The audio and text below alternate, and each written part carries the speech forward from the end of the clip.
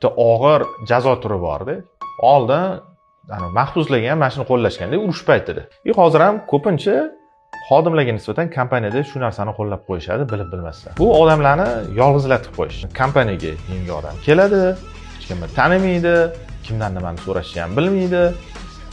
Bir oy o'tar o'tmas, bu bola bizga to'g'ri kelmas ekan deb turib, keyin ishdan bo'shatib yuborishadi.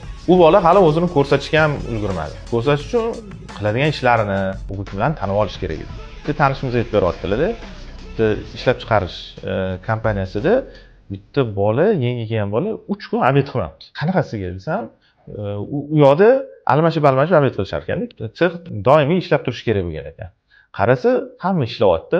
Bular obed qilmas ekan, turib birinchi kunini o'tkazibdi. Ikkinchi kunni ham o'tkazibdi. Uchinchi kun so'rabdi, "Sizlar ovqatlanmaysizlarmi?" desa, "Yo'q, biz almashib ovqatlanamiz. Kimdir 11 da, kimdir 12 da." Shunaqa qilib o'tib ketdi. Bu fojia-da. Kimdir ulab qo'yish kerak-da bu narsani. Buni to'g'rilash uchun juda ham ko'p ishlar qilish kerak. Oddiysini aytaman. Yangi kelgan xodimni tajribaliroq hamkasbiga hamroh qilish. Nimani bilmasang, nimani aniqsang, uyalma, so'ra deb aytib qo'yish.